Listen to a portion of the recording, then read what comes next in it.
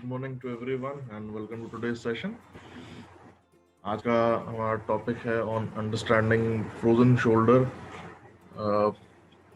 Very interesting and very important topic कि shoulders के through ही पूरा हमारी जो अपर लिम्स हैं they are joined with the rest of the body through the shoulder. And जितना भी वेट बेयर करना होता है अपने पूरे हाथों का, फोर आर्म्स का, एंड अगर उसमें हमने कुछ सामान अगर पकड़ा हुआ है तो वो सब वेट का जो ट्रांसमिशन होता है हमारी बॉडी में वो शोल्डर के थ्रू होता है. सो शोल्डर जॉइंट के केस में भी like I said, just like any other joint जो कि मूवेबल है, जिसमें मूवमेंट पॉसिबल है,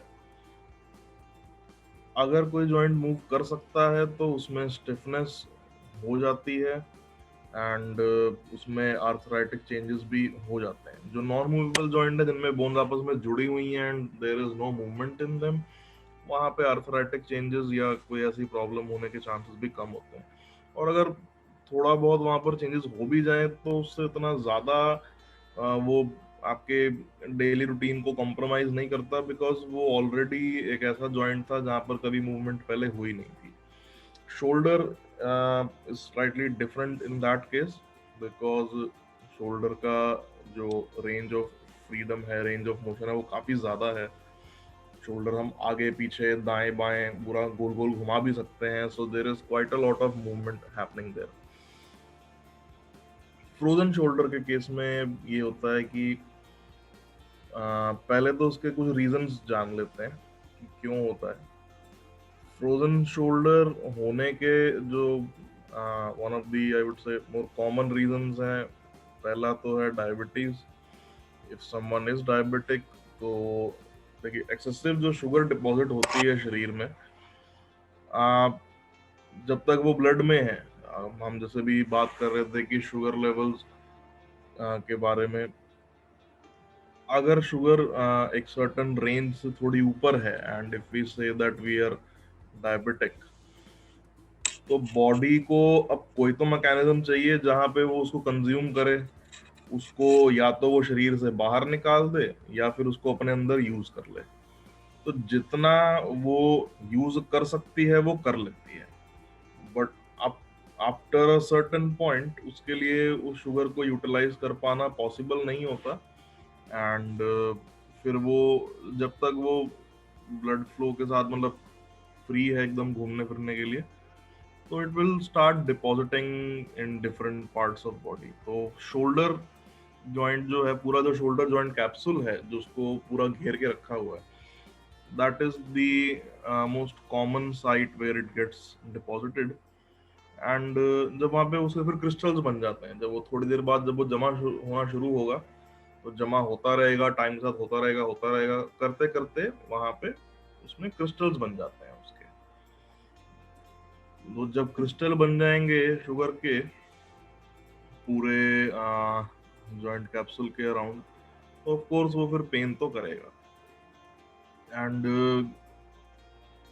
जो भी इंट्रामस्कुलर ऐसे intra I would say not muscular, intra articular जो जॉइंट के अंदर जो भी कंडीशन पाई जाती है, if there is a foreign object inside the joint cavity, inside the joint capsule, उसको रिमूव करना बहुत ही मुश्किल होता है और बहुत ही टाइम कंज्यूमिंग होता है.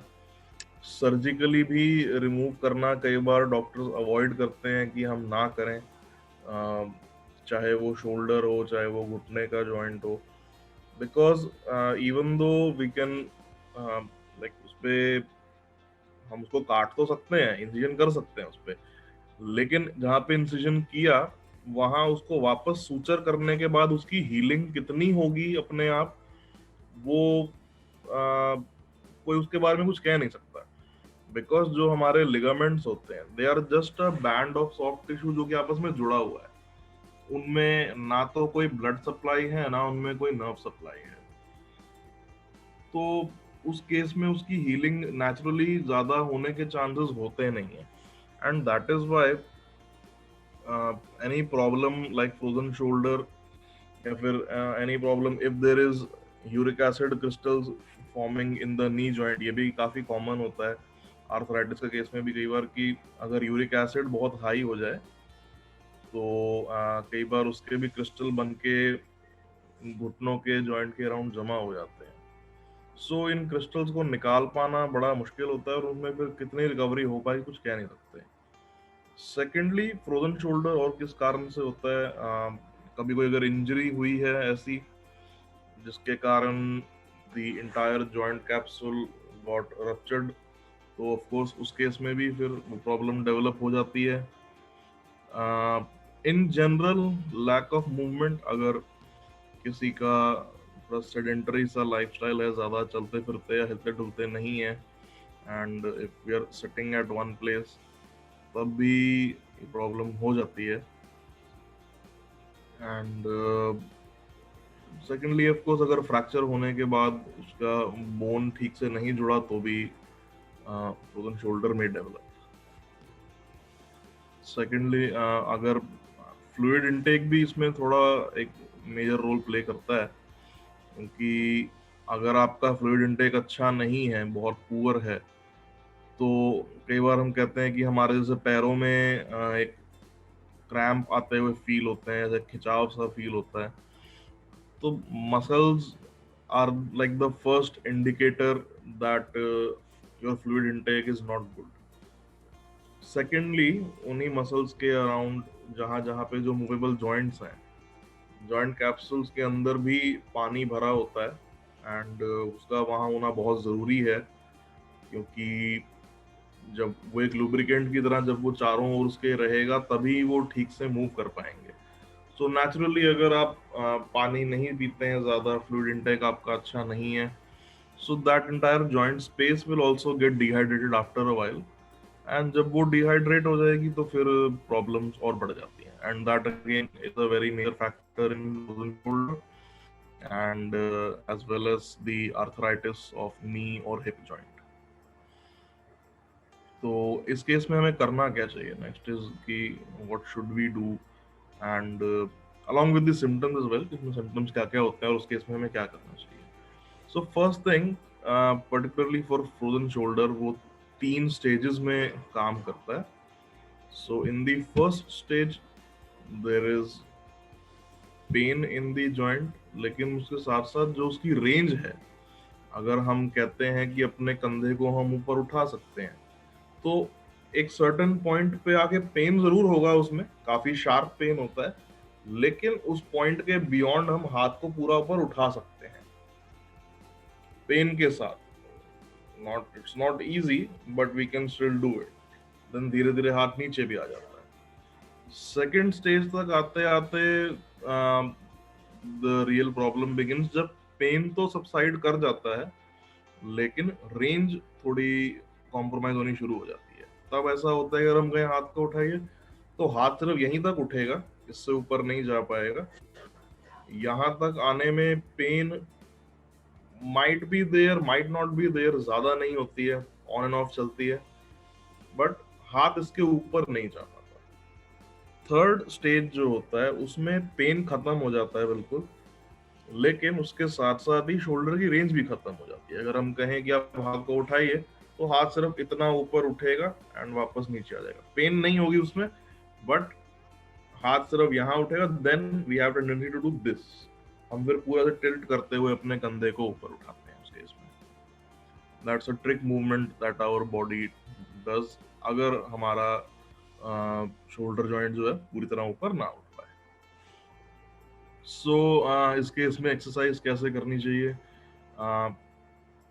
सबसे पहले तो जो आपके शोल्डर जॉइंट की रेंज है, पेन फ्री जो रेंज है, if someone has frozen shoulder तब भी, और अगर नहीं है तब भी, अपने जॉइंट को पहले तो पेन फ्री रेंज में मूव करना जरूरी है। पर्टिकुलरली उस पॉइंट पे जहां अगर पेन शुरू होता है वहां तक उसको भी इनिशियली नहीं ले जाते, एंड धीरे धीरे विद टाइम, आफ्टर लाइक जब आपने फर्स्ट स्टार्ट करी एक्सरसाइज, उसके मतलब 3-4 दिन बाद या 5 दिन बाद, धीरे धीरे उस रेंज को इंक्रीज करते हैं। अगर फर्स्ट डे हमने हाथ यहाँ तक उठाया और यहाँ पर पेन होता है, तो हम इसके बियॉन्ड नहीं ले जाएंगे, हम थोड़ा इससे नीचे ही रखेंगे। देन 4-5 दिन बाद धीरे धीरे करके हाथ को इतना ऊपर, फिर थोड़ा आधा इंच और ऊपर, आधा इंच और ऊपर करते करते we'll try to increase the range. Okay, चलिए। सो आज का सेशन अब हम स्टार्ट करते हैं। Will start with the exercises. So ठीक से सीधे होके बैठ जाइए, पहले थोड़ा वार्म अप कर लेते हैं, then will start with the main exercises. So दोनों हाथों को आगे करते हुए इस तरह से चलाइए, ऐसे रखिएगा दोनों हाथों को, थोड़ा स्पीड से चलाइए।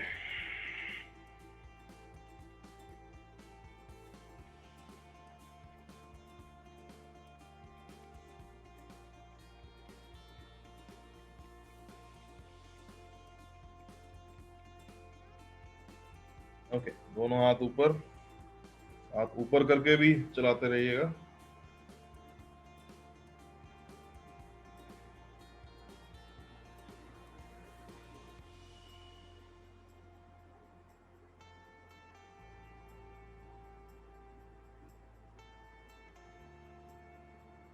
ओके, दोनों हाथ नीचे ले आइए।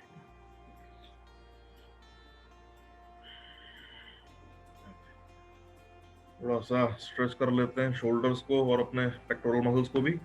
दोनों हाथ साइड में रखिएगा इस तरह, एंड पीछे की तरफ स्ट्रेच करिए इन्हें, जितना पीछे ले जा सकते हैं अच्छे से।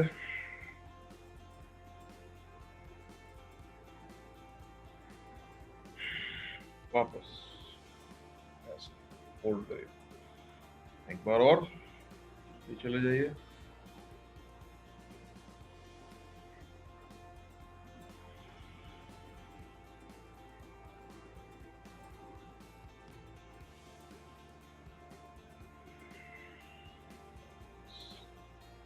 Again,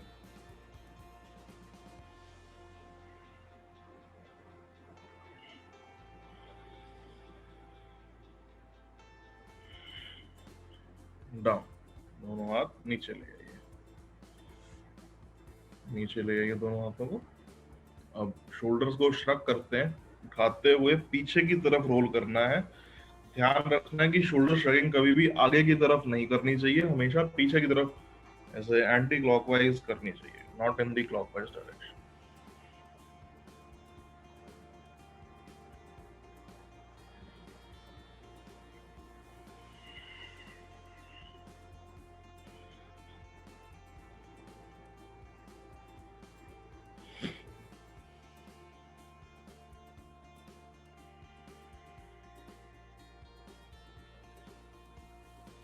Relax. So we'll start with the first stretch of the joint capsule, and हम शुरुआत करेंगे with the triceps muscle and the back side of the joint capsule, because सबसे ज्यादा जो स्टिफनेस होती है वो पीछे की तरफ ही होती है। फ्रोजन शोल्डर के केस में आगे the front of joint capsule is not much involve, upper part और जो पिछला हिस्सा होता है वो ज्यादा इन्वॉल्व होता है। सो इसको स्ट्रेच करने के लिए अपने हाथ को इस तरह से, एक हाथ को आगे लाइए, थोड़ा तिरछा रखिएगा, दूसरे हाथ से क्रॉस करते हुए इस तरह, लाइक दिस। अब ये वाला जो हाथ है इसकी एल्बो को बेंड करेंगे एंड टर्न,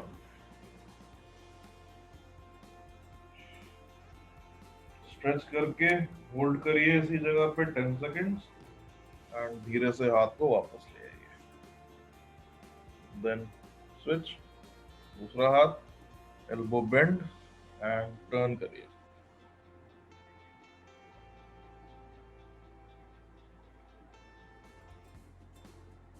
वापस। अगेन राइट वाला हाथ एल्बो बेंड करते हुए टर्न करिए,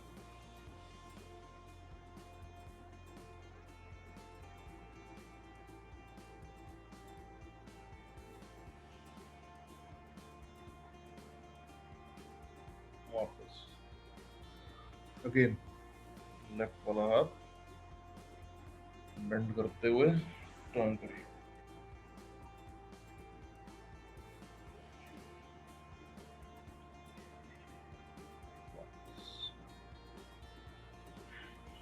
रिलैक्स, दोनों हाथ नीचे ले।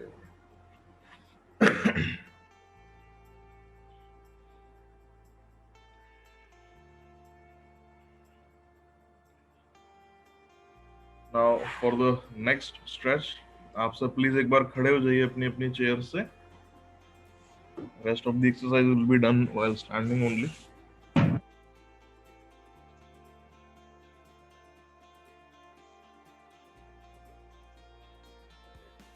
तो पीछे हमने पिछला हिस्सा स्ट्रेच कर लिया जॉइंट कैप्सूल का। Now will stretch the front side of the joint capsule. जैसे हमने अभी किया था हाथ को साइड में करते हुए पेक्टोरल स्ट्रेच, उसमें भी हो जाता है, लेकिन उसके अलावा एक और तरीका है इसे स्ट्रेच करने का, along with the four arm muscle.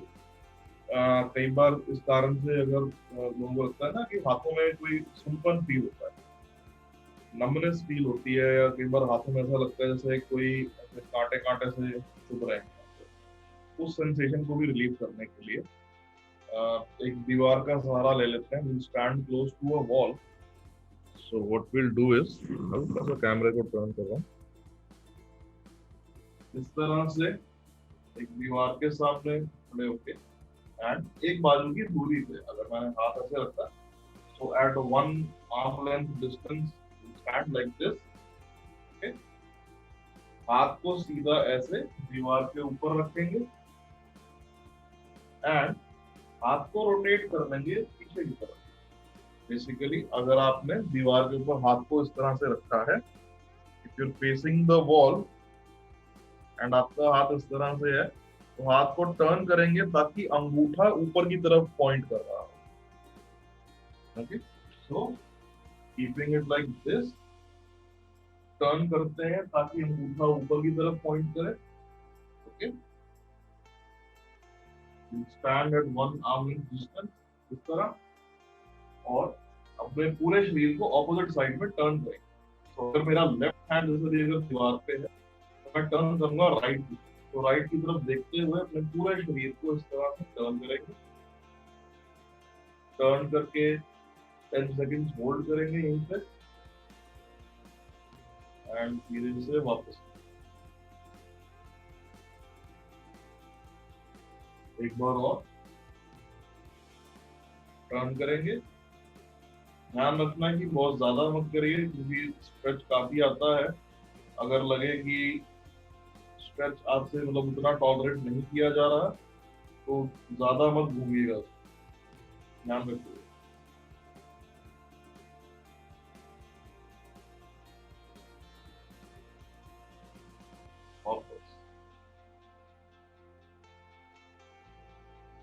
एक बार और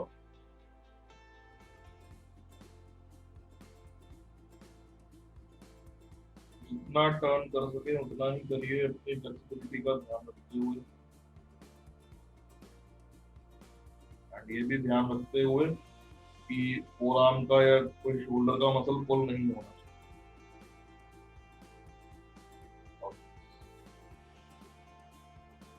एंड रिलैक्स, ये वाला हाथ नीचे, दूसरा हाथ टर्न, एंड पहले हमने किया लेफ्ट हैंड से, अब हम करेंगे राइट से।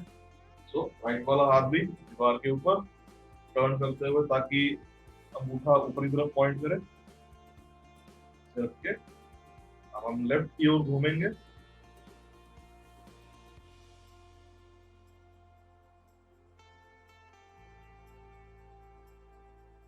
एंड वापस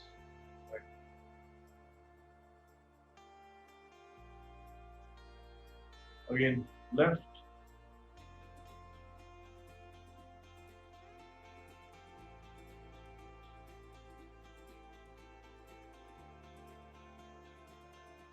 वापस लेफ्ट,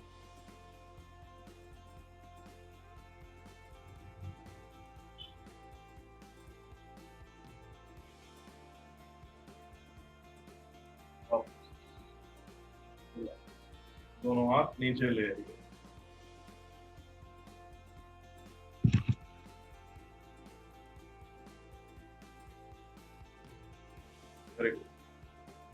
So ये हुआ stretch for the front side of the joint capsule. And also for the four arm. Again अपने फ्लेक्सिबिलिटी का ध्यान रखते हुए मेक श्योर कि जब आप हाथ को टर्न करें एंड जब आप ट्विस्ट करें, कोई भी फोर आर्म का या शोल्डर का मसल पुल नहीं होना चाहिए। जहां आपको ऐसा फील हो कि एक लिमिट से ज्यादा स्ट्रेच आ रहा है, रुक जाइएगा वहीं पे, उसको इंजर नहीं करना है। Okay, now for the next exercise, दोनों हाथों को इस तरह से ज्वाइन कर लेंगे। ओके, ऐसे रखेंगे, ऐसे दोनों हाथ सीधे, एल्बो दोनों सीधे, धीरे धीरे दोनों हाथों को ऊपर ले जाएंगे, वेरी स्लोली।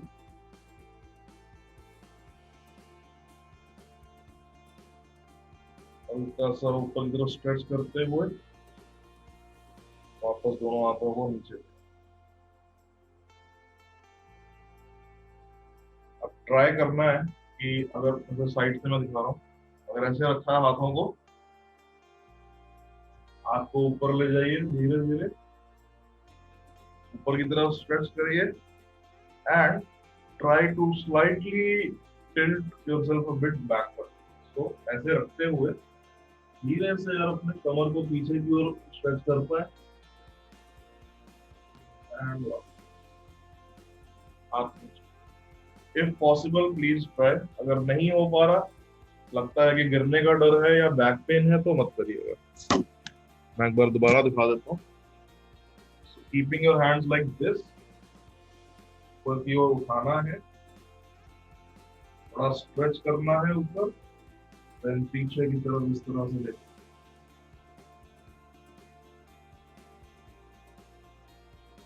एंड वापस।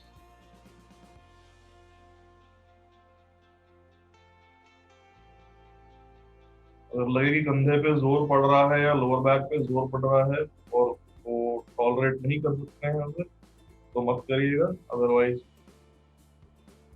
एक बार और ट्राई करेंगे, तो हाथ ऊपर, स्ट्रेच एंड पीछे की तरफ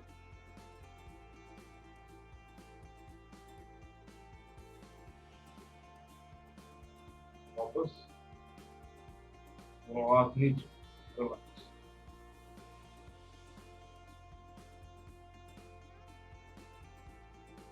for those who have frozen shoulder, अगर किसी को ऑलरेडी हो तो उनके लिए हाथ को पूरा ऊपर ऐसे ले जा पाना थोड़ा डिफिकल्ट होता है एंड इन दैट केस आप पीछे की ओर ऐसे टिल्ट नहीं कर पाएंगे, सिर्फ सीधा रखेंगे हाथ को और जितना आपसे उठाया जाए, अगर यहाँ तक भी उठाया जा रहा है तो उठाइए, धीरे धीरे आफ्टर एवरी रेपिटेशन आपको भी रेंज को इंक्रीज करता है।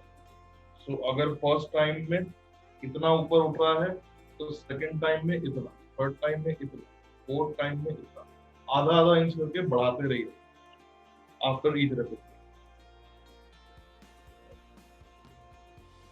Now for the next one, दोनों हाथों को पीछे कर लेंगे इस तरह से, पीछे से ज्वाइन कर लेंगे दोनों हाथों को। ओके, ध्यान रखिएगा कि पीछे जब उठाएं हाथ को तो पूरा ये जो हमारा शोल्डर है ट्विस्ट करता है काफी, कहीं पे भी पेन हो तो रुक जाइएगा उसी टाइम पे, बिकॉज यहाँ मसल पुल होने के चांसेस थोड़े ज्यादा हो।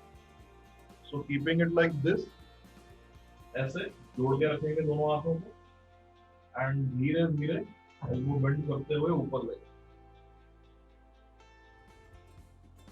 वापस नीचे,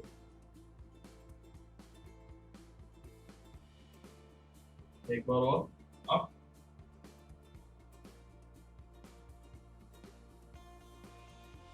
down, up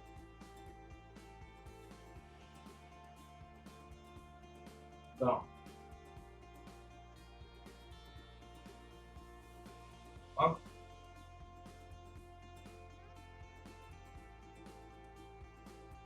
down,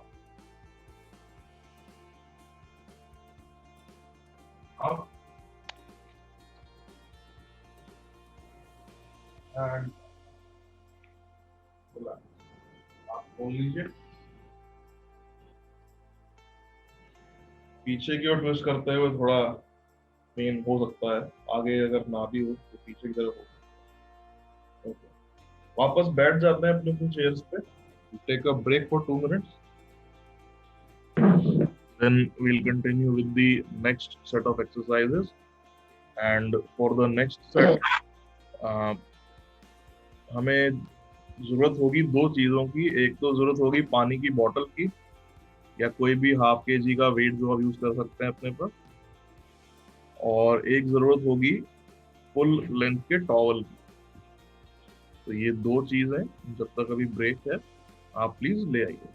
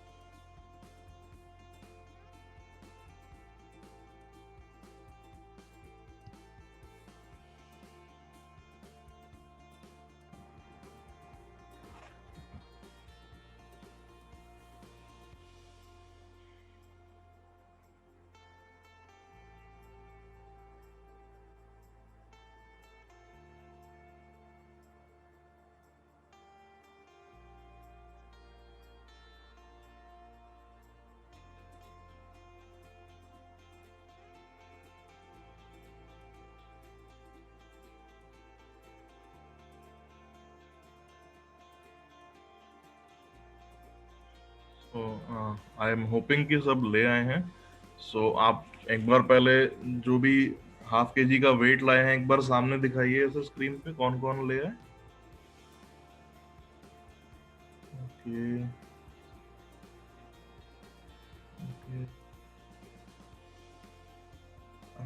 Nilima ma'am आप ले आए हैं या नहीं? फ्रेम से बाहर था, दिख नहीं रहा था। अच्छा, ओके ओके, फ्रेम से बाहर था तो पता नहीं चला। राइट, और कौन बचा? ओके, हाँ सब ले आए हैं mostly.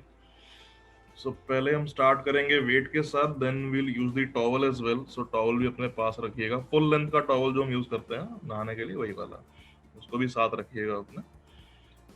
So for the first set of exercises, आप सब प्लीज एक बार दोबारा खड़े हो जाइए अपनी अपनी चेयर से।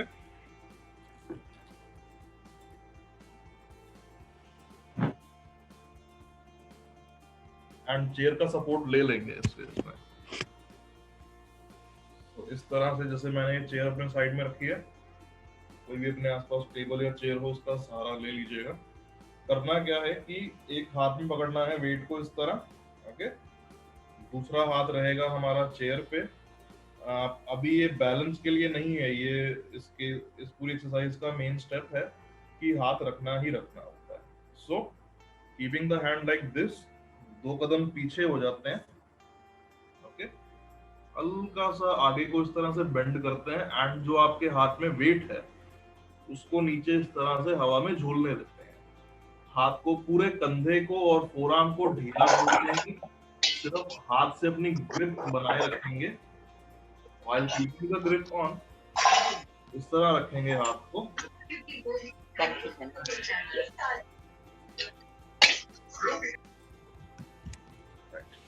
So keeping the hand like this, धीरे से उसको एक बार रोटेट करेंगे एंड उसको अपने आप घूमने देंगे थोड़ी देर। तो 5-10 बार वो अच्छे से अपने आप घूमेगा अपने वेट के मोमेंटम से, एंड वो धीरे धीरे अपने आप रुक भी जाएगा। जब रुक गया तो एक बार और उसको अपने आप रोटेट करते हैं, and let it swing for a while.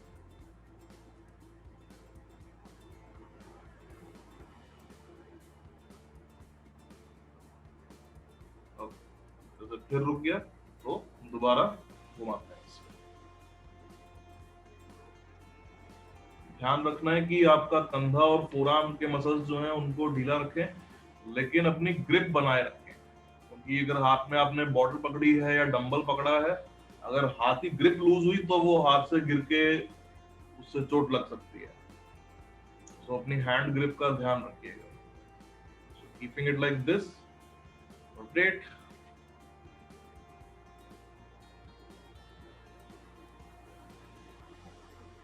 So ये तो हुआ क्लॉकवाइज, अब इसको एंटी क्लॉकवाइज भी रोटेट करते हैं, अपोजिट डायरेक्शन में। सो इस तरह एक झटका दिया एंड घूमने दिया।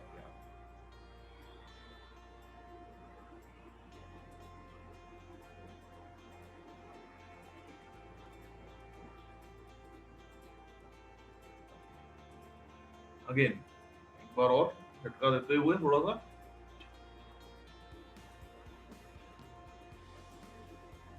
सो अपने आप घूमने दो।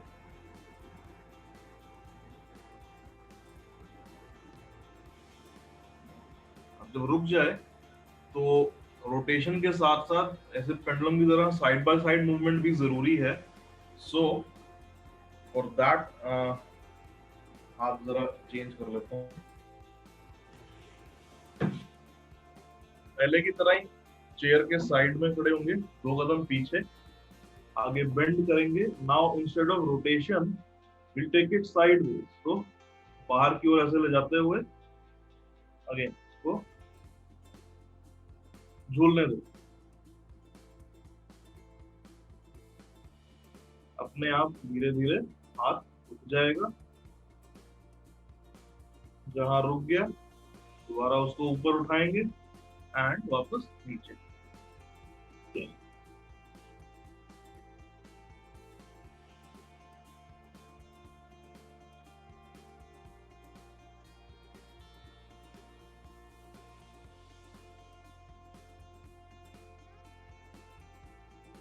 एक बार और उठाते हुए स्विंग करने।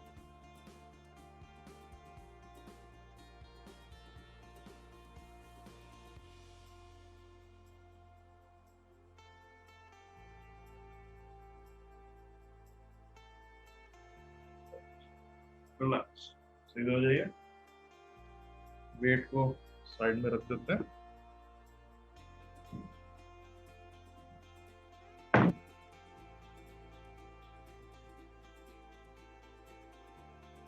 Now for the next exercise, we use the towel. So पूरा जो फुल लेंथ का टॉवल होता है इस तरह से यूज करना है। So along its length इस तरह फोल्ड कर लेते हैं, एक बार फोल्ड और दे देते हैं इस तरह, ऐसे रखेंगे। ओके,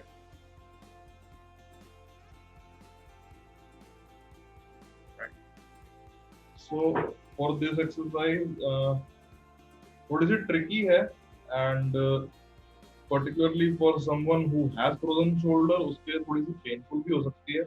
सो ध्यान रखिएगा कि कैसे करनी है, स्टेप बाय स्टेप पहले देख लीजिए मैं कैसे कर रहा हूँ, उसके बाद try to repeat it. So I am starting with my left hand. Okay,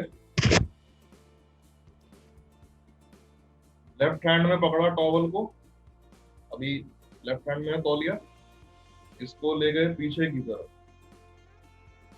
इस तरह, एल्बो पूरी बेंड रहेगी जैसे मैंने की हुई है, और जो राइट वाला हैंड है वो पीछे से तौलिए को पकड़ के इसको थोड़ा नीचे से, तो एल्बो को सीधा कर दो। जो राइट वाली मेरी एल्बो है वो सीधी है, लेफ्ट वाली ऊपर को बेंड इस तरह। वहां नीचे से भी एंड को पकड़ लिया टॉवल के, एंड अब लेफ्ट वाले हाथ से जो हाथ ऊपर की ओर है उसको सीधा करते हुए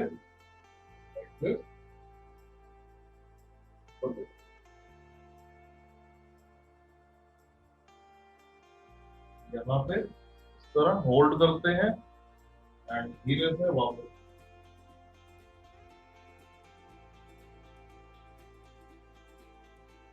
एक बार और ऊपर की तरफ,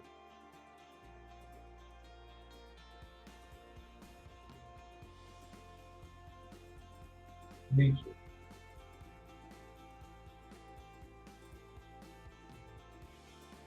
आप सब भी करिए।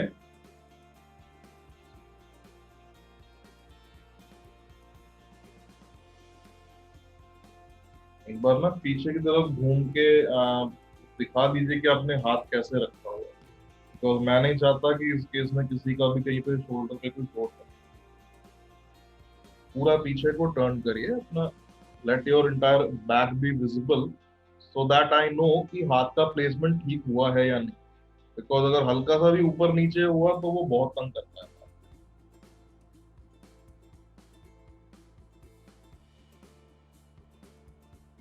ओके, सीधा वापस हाथ को धीरे धीरे नीचे ले आइए। बहुत अच्छा कर रहे हैं, गीता मैम बहुत अच्छा कर रहे हैं, Meena ma'am is also doing good. ऐसे रखिएगा हाथ को सीधा नीचे, और जो हाथ ऊपर है उसी के सहारे उसको पुल करना होता है। And also keep in mind that while you are doing this, आप जब ऐसे करें तो आगे को झुके ना, अपनी कमर सीधी रखिए, सामने की ओर देखिए, गर्दन गर्दन ऐसे मत झुकाइए। कई बार ये गलती हो जाती है कि खाते हुए कई बार लोग ऐसे कर देते हैं, ये नहीं करना। फिर ट्रंक को बिल्कुल सीधा रखो, सामने की ओर देखते हुए ऊपर उठा, लाइक दिस। एंड देन जो हाथ अब फोल्ड हो गया है नीचे वाला, उसके सहारे इसको नीचे ये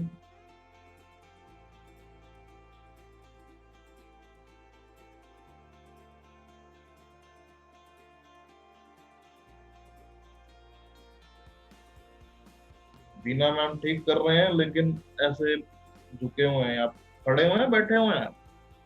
मेरे को लग रहा है बैठे हुए हैं। बैठी हुई हूँ मैम ये एक्सरसाइज प्लीज खड़े होकर करिएगा, बैठ के नहीं कर पाएंगे यार। तभी आप बहुत ज्यादा साइड में ऐसे टिल्ट करना। जब भी कोई शोल्डर का ऐसा स्ट्रेच करें जिसमें दोनों हाथों को ऊपर नीचे ले जाना हो, please do it while standing. और अच्छे, एक बार दोबारा दिखा देता हूँ। तरह से रखा, नीचे लेके गए, नीचे वाले एंड को पकड़ लिया व्हाइल कीपिंग दी। राजू के पास अब का दूसरा सिक्का कैसे पिछले हफ्ते तो है ना, सारे बाहर ऊपर राजू का पड़ा हुआ, इसमें मेरा उठा लिया था ना, तो मैंने दूसरे हफ्ते तो मैंने दूसरे से बोल दिया था, और वो काम कर रही है, रुक जा तुझे अच्छी तरह सैनिटाइज करिए उसके लिए। अभी ठीक है।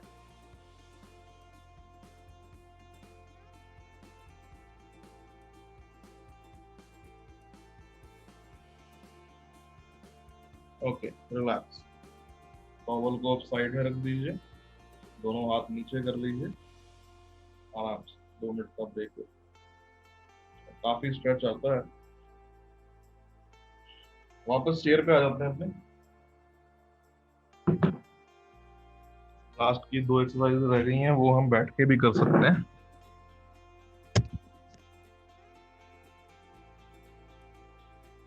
Glad to see that everyone was able to do।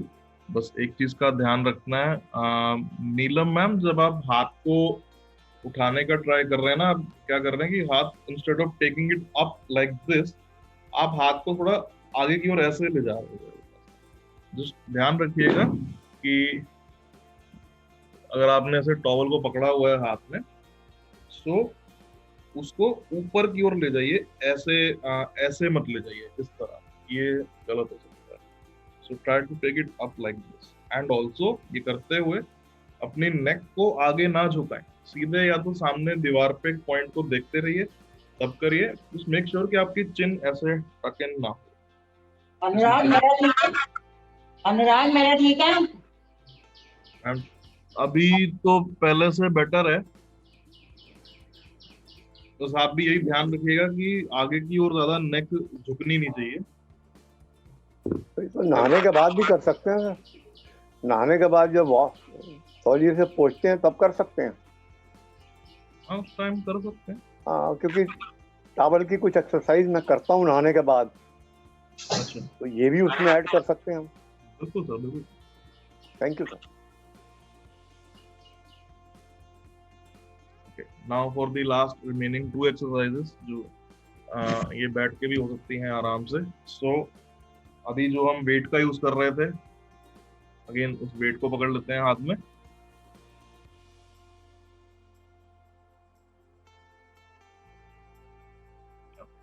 सो दोनों हाथों में इस तरह से पकड़ेंगे वेट को। ओके, इसको पीछे ले जाते हैं, सिर के पीछे, लाइक दिस। ध्यान रखिएगा कि अगर कोई डंबल यूज कर रहा है तो अपनी ग्रिप का जरा ध्यान रखिएगा, क्योंकि गिरना नहीं चाहिए हाथ में। धीरे धीरे एल्बो को सीधा करते हुए वेट को उठाएंगे एंड वापस सिर के पीछे।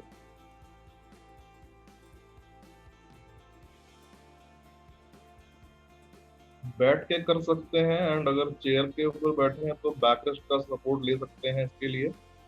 Try not to do while standing. Neelima ma'am, आप शायद खड़े हुए हैं। आप खड़े हुए हैं कि बैठे हुए हैं? खड़े हुए। बैठ जाइए मैम, बैठ जाइए। अपने पूरे बैक को चेयर का सपोर्ट दीजिए, प्लीज बैठ जाइए। हाँ जी, बैठ के keep it here like this, and अब हाथ को ऊपर ऐसे।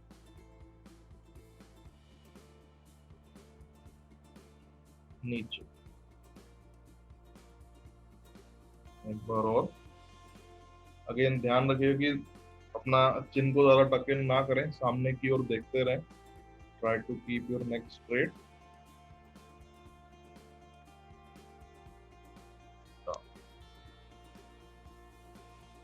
up, down, and relax। दोनों हाथ नीचे ले आइए।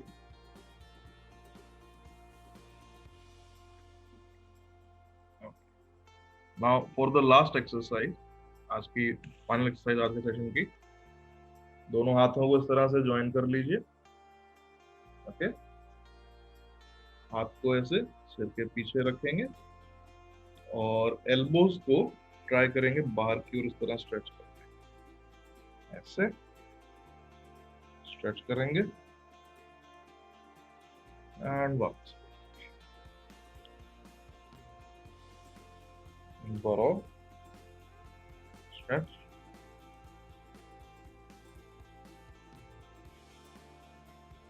वापस स्ट्रेच,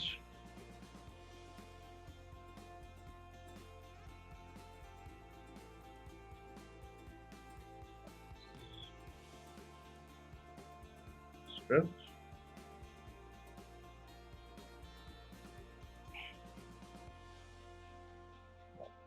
एंड रिलैक्स। दोनों हाथ नीचे, आराम से बैठ जाइए। So these were all the exercises for frozen shoulder, and आप अपना माइक ऑन कर सकते हैं। If anyone has any questions, आप पूछ सकते हैं।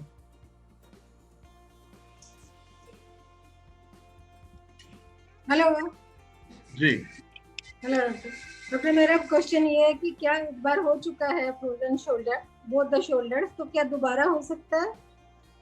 फ्रोजन शोल्डर, हाँ मैम, अगर एक बार हो चुका है तो ऐसा नहीं है कि जिंदगी में दोबारा कभी नहीं होता। जी जी हो जी, जाता हो जाता है जी अच्छा, मैंने उसको फिजियोथेरेपी कराया था, जी तो डॉक्टर रोहित खुराना से कराया था। उसने 40 सेशंस लिए मेरे शोल्डर्स के लिए, 40, लेकिन ठीक हो गया था। क्या इसका कारण, मैं तबला प्ले करती हूँ उससे है कुछ, या एक बड़ा कुत्ता रखती हूँ उसको घुमाने ले जाती हूँ तो वो पुल करता है, उससे कोई ताल्लुक है?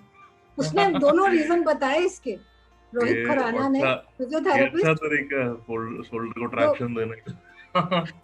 पता नहीं, उसने 2 रीजन बताए थे, तो अब ये तो रीजन अभी भी है। जी आप क्या कहेंगे इसमें? Frozen shoulder like I said कि दोबारा हो सकता है, ऐसा नहीं है कि एक बार हुआ तो दोबारा नहीं होगा। जी जी जी। हाँ एंड उसके पीछे 2 कारण हो सकते हैं, जैसे मैंने बताया, पहला कि अगर तो कोई व्यक्ति डायबिटिक है हाँ, वो तो तो मैं नहीं हूँ। हाँ उस केस में it becomes more frequent because जी शुगर जी, वो लेवल्स तो तो, मैं समझ रही थी क्योंकि इस चीज को। डायबिटीज तो एक बार हो गया तो हो गया, यू नो कि जी अब डायबिटीज का कोई आगे वो नहीं है। हाँ, वो तो हाँ। बट सेकेंडली, अगर आपका जो ओवरऑल जॉइंट कैप्सूल अगर वीक है। वीक है अगर, और हाँ में या फिर अगर उसमें कोई बहुत पुरानी कोई इंजरी हुई हो ऐसी जो कि ठीक से शायद हील अप ना हुई हो, तो हम्म। दीज आर द 2 फैक्टर्स जिसकी वजह से फ्रोजन शोल्डर बार बार हो सकता है। ओके, नहीं उसके बाद हुआ नहीं है कभी भी। हम्म। बट मेरा क्वेश्चन ये है कि अब जैसे एज बढ़ रही है तो क्या हम उसके लिए प्रिकॉशन लें? एक्सरसाइज वगैरह तो करते हैं। तो अभी जो एक्सरसाइज मैंने बताई हैं ये सब उसी के, हाँ ये हाँ, ट्रीटमेंट भी है और ये प्रिकॉशन भी है। यस यस जिनको यस। जिनको फ्रोजन शोल्डर करंटली है उनके लिए वो ट्रीटमेंट है, और जी जिनको नहीं है उनको फ्यूचर प्रूफ करने के लिए वो एक उसका प्रिकॉशन है। जी जी जी। सो क्योंकि जितना आप अपने शोल्डर जॉइंट को लेकर आप चलाते रहेंगे तो उसमें कोई भी शुगर क्रिस्टल्स बनने के या स्वेलिंग होने के चांसेस लगभग ना के बराबर हो जाते हैं उस टाइम। जी अभी again certain things are that are not in our control, कि अब शुगर कितना डिपॉजिट हुआ नहीं हुआ कैसे हुआ हमें नहीं पता। कोई व्यक्ति डायबिटिक है, उसके केस में हो रहा है नहीं हो रहा, हम उसको ऐसे देखकर नहीं बता सकते। नॉन डायबिटिक का क्या रीजन हो सकता है फिर? नॉन डायबिटिक का नाम जैसे मैंने बताया, या तो कोई पुरानी इंजरी है जो हील इंजरी नहीं है। हुई ढंग से, हाँ number 1। Number 2, it could be that your entire joint capsule is not strong enough, वो वीक है, इसलिए उसमें अच्छा, बार बार इन्फ्लेमेशन हो जाती है। इन्फ्लेमेशन हो जाती है। अच्छा जी ठीक है ठीक है। Thank you so much. जी थैंक यू, करेक्ट, क्लियर हो गया मेरे I माइंड have a में। question. क्लियर। जी sir.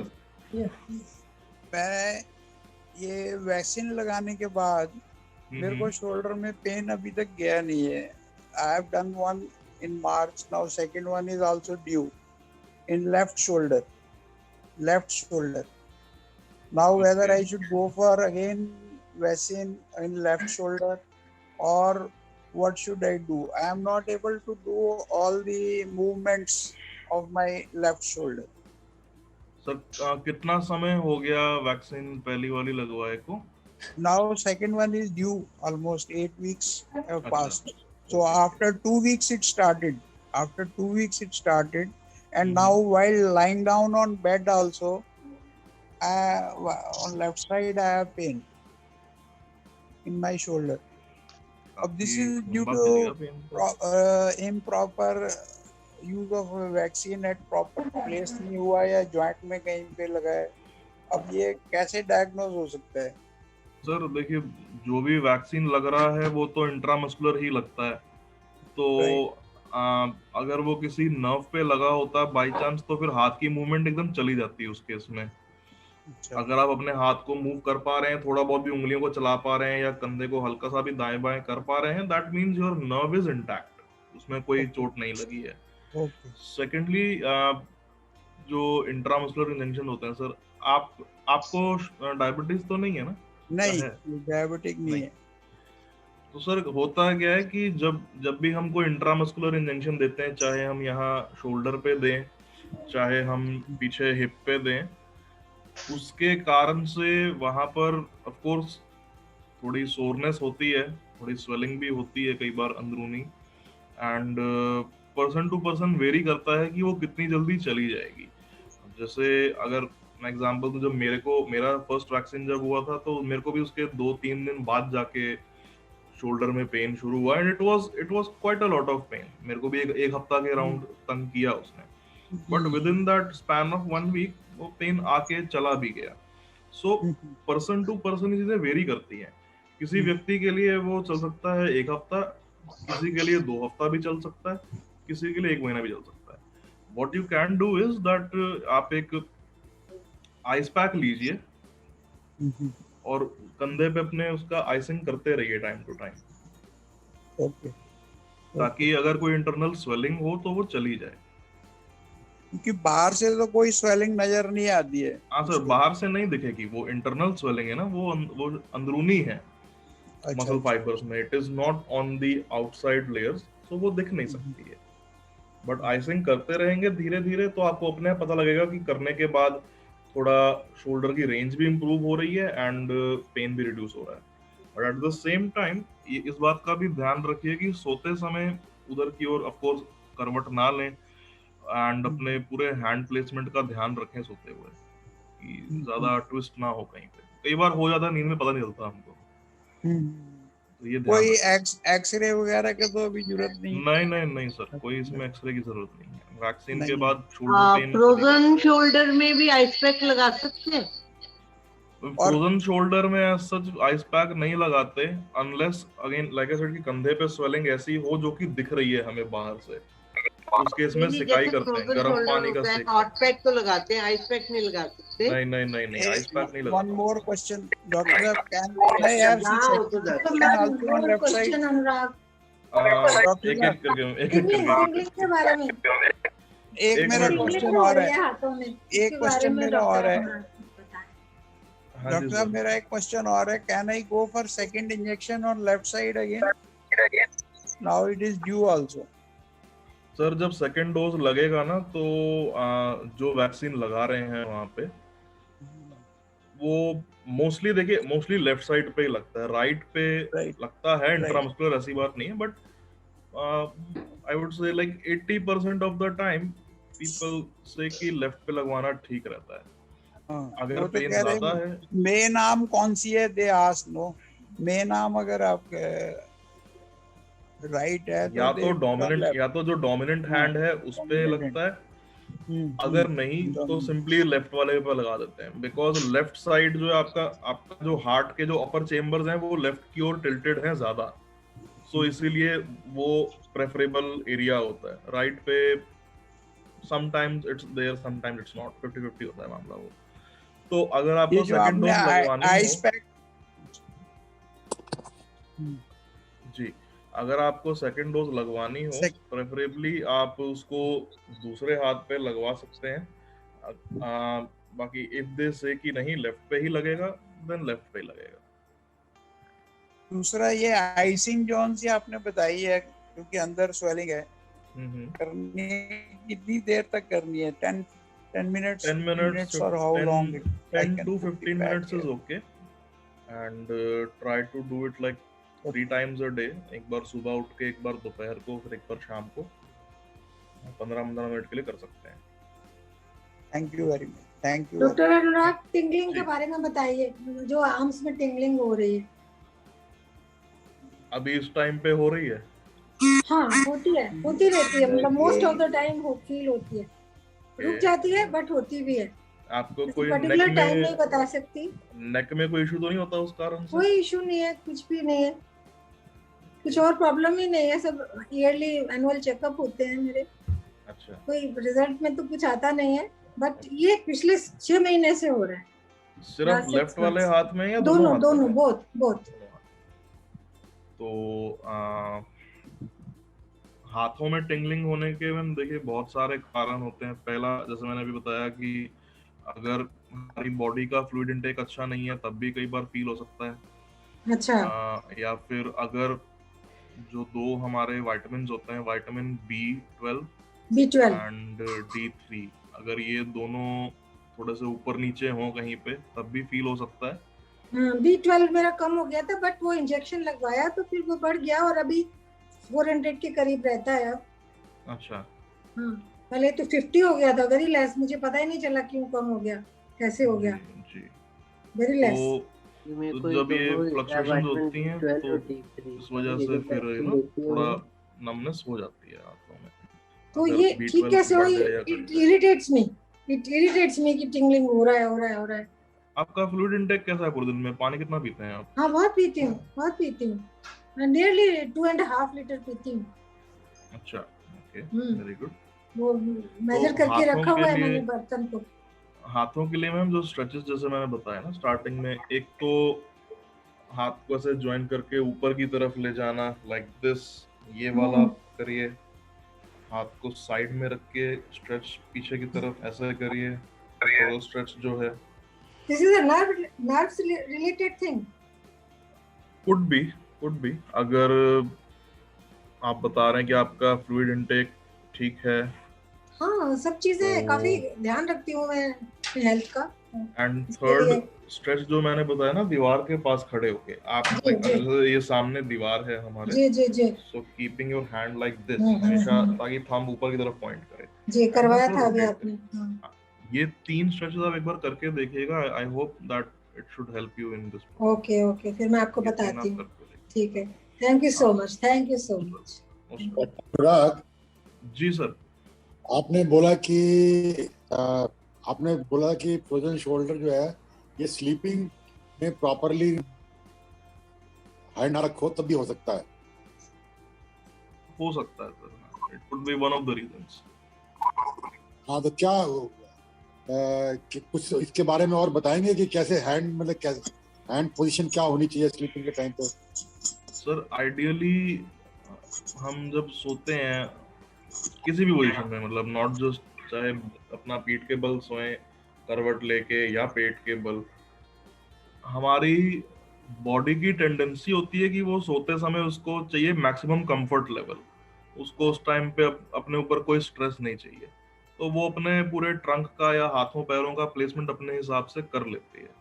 But sometimes people develop a habit, जैसे कि मैं कैसे बताऊं आपको, फॉर एग्जांपल आपका हाथ ऐसे सिर के नीचे रख के सोना, ऐसे, ये अच्छी आदत नहीं है। या तकिए के नीचे, मतलब तकिए के नीचे हाथ उसके ऊपर तकिया और उसके ऊपर अपना सर वो रख के ऐसे सोना is not a good habit, because आपका शोल्डर अगर आपने ऐसे बेंड किया हो एक तो एल्बो को, अपना आप उसके ऊपर सिर का वजन भी डाल रहे हैं, तो आप उसको बाहर की ओर ऐसे बहुत ज्यादा रोटेट कर रहे हैं सोते हुए, और वो काफी देर तक ऐसा ही रहता है, बिकॉज हम नींद में कब करवट लेते हैं नहीं लेते हमें पता नहीं चलता। So that is one of the wrong postures of sleeping, that is keeping your head like this while sleeping, वो नहीं करना चाहिए। नंबर टू लाइकवाइज अगर आप ऐसे रख के सोते हैं, हाथ बिल्कुल सीधा रखा लेकिन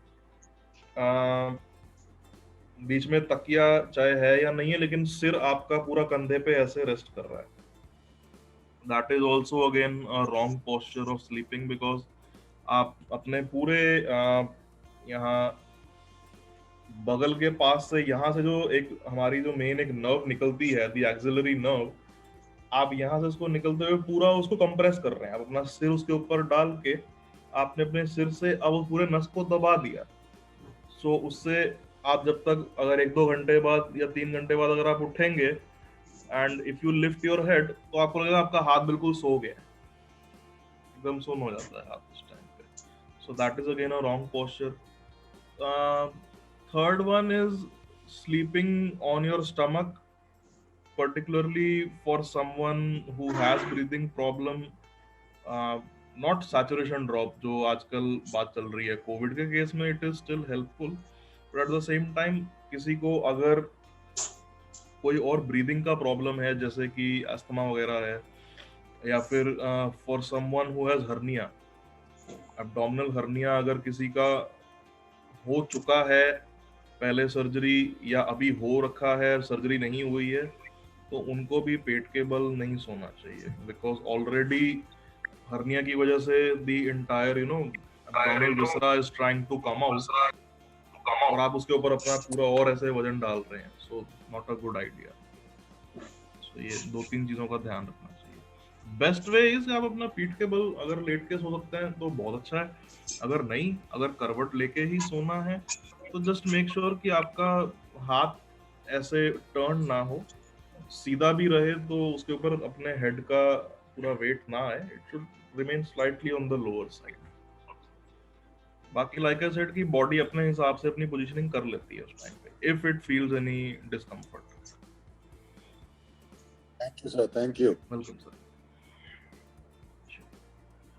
और कोई क्वेश्चन?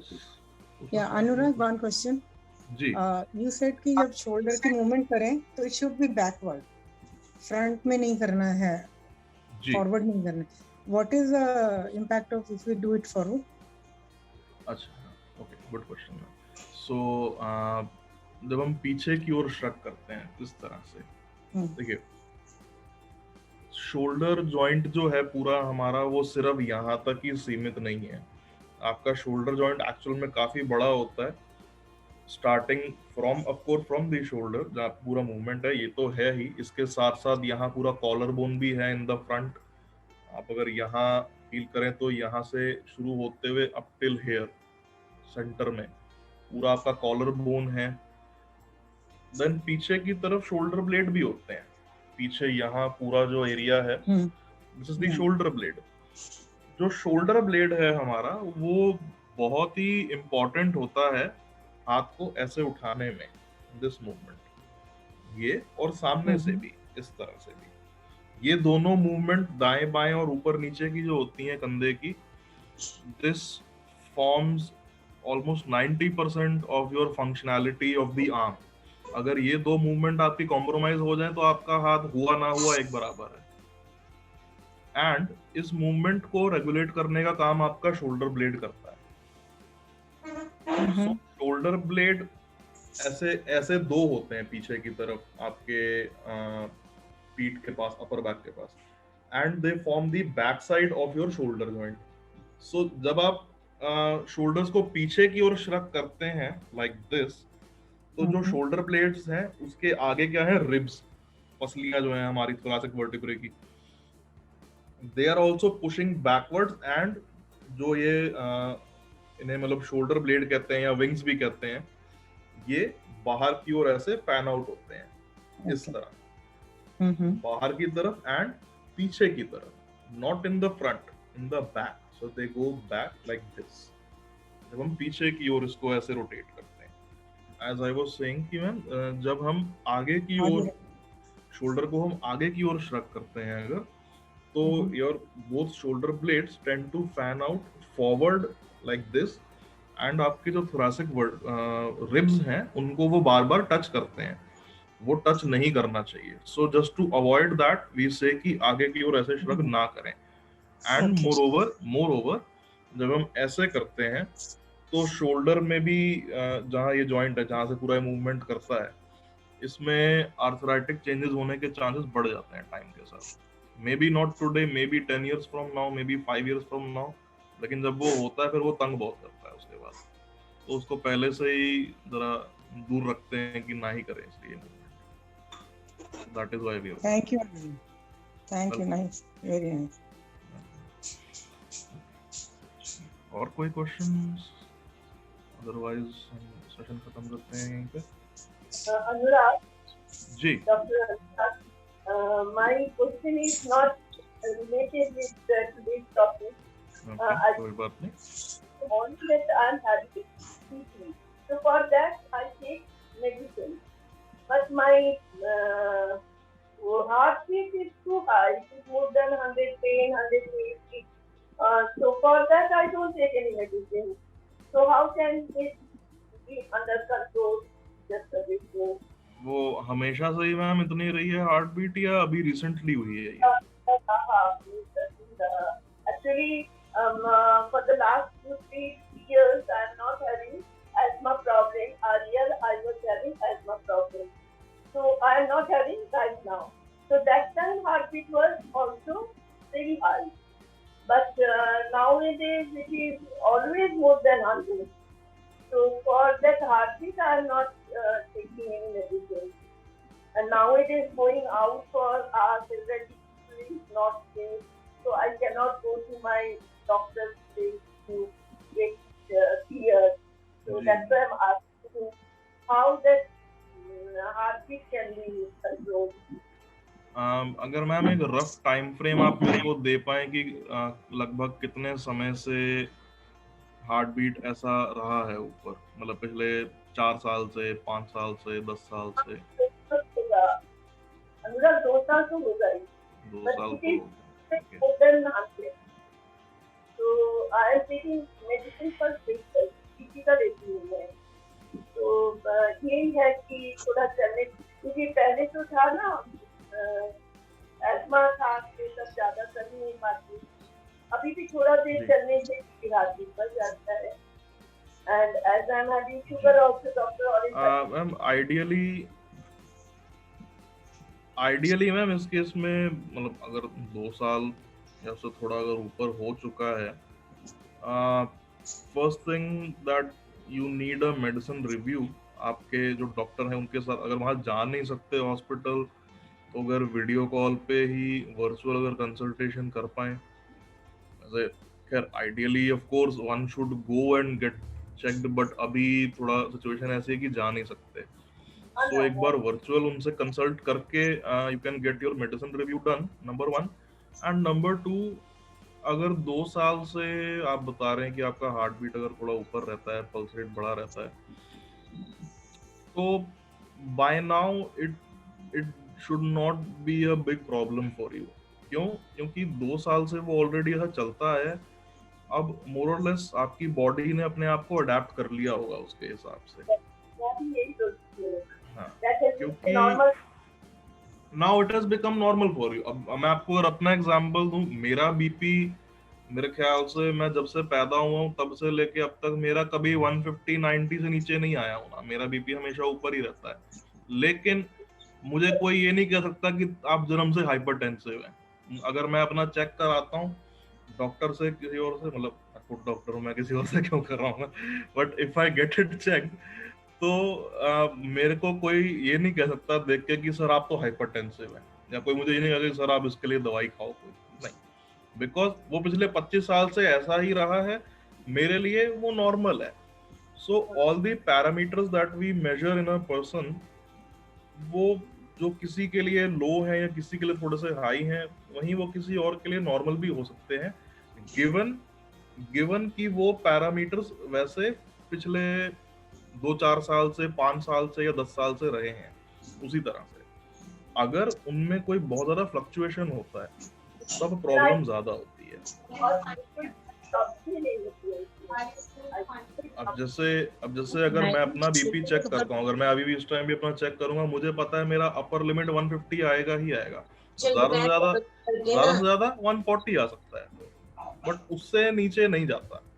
अगर मेरा ऐसा होता कि मैंने अभी चेक किया 150, आधे घंटे बाद किया 130, और आधे घंटे बाद किया 135, आधे घंटे बाद किया 160, वो फ्लक्चुएशन अगर होता रहता ऊपर नीचे, तब वो ज्यादा तंग करता।